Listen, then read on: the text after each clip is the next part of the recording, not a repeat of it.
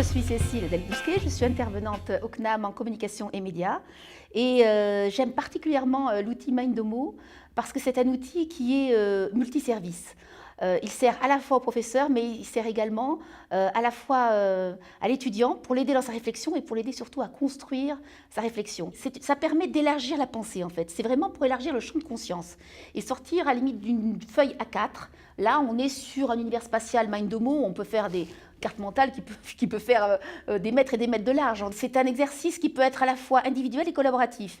Individuel dans le cadre justement d'un devoir ou d'un travail de réflexion à faire sur une thématique, notamment je l'ai fait sur les leviers du jeu vidéo en web marketing, où là ils avaient une problématique bien claire et je leur ai demandé de me répondre via une carte mentale, en fait via Mindomo.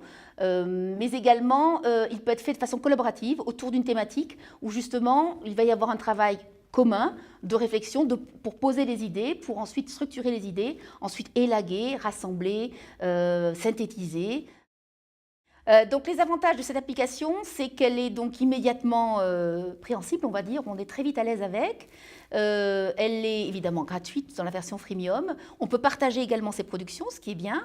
On peut également utiliser la fonction d'animation, s'en servir comme support de présentation orale, puisqu'il est possible avec Mindomo de zoomer sur des zones au fur et à mesure de son discours, de rattacher des photos, de rattacher des sites, de rattacher des vidéos, donc d'avoir des points multimédia en fait qu'on peut ouvrir au gré de l'argumentaire. Je m'en suis servi notamment pour faire des plans, évidemment, des plans de cours. Également dans des ateliers créativité, notamment sur les techniques de pitching.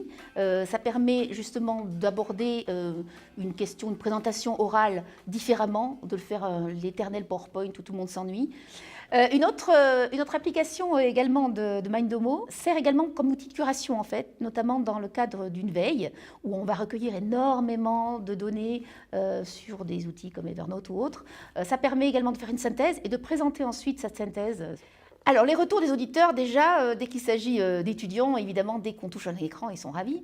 On leur dit de se connecter sur Mindomo, donc la connexion est très facile. Et là, évidemment, donc c'est comme avoir un crayon de couleur et une feuille. Donc là, ils sont évidemment très, très intéressés, très captivés, très, très étonnés hein, dans la découverte, parce que pour eux, souvent, la carte mentale ou mind mapping est une découverte. Encore une fois, je pense qu'il est important déjà de travailler le concept avant de passer avec l'utilisation de l'outil, de façon à ce que ça ne prenne pas le pas sur la réflexion, puisque le but c'est quand même de réfléchir. Je recommanderais complètement cet outil à tous les consultants et intervenants en leur disant qu'il ne faut pas avoir peur, parce que parfois il y en a qui ne sont pas forcément à l'aise avec l'informatique. C'est vraiment très très simple. Et puis aussi au gré des fonctionnements, il y a plein d'autres applications qui interviennent et en fait on se rend compte que cet outil on peut l'appliquer à quelle que soit la matière, à n'importe quelle pédagogie, que ce soit sur un plan global de cours, sur un point particulier, sur un travail de production, sur un travail de réflexion. Donc c'est un outil qui est vraiment complet et multifonction.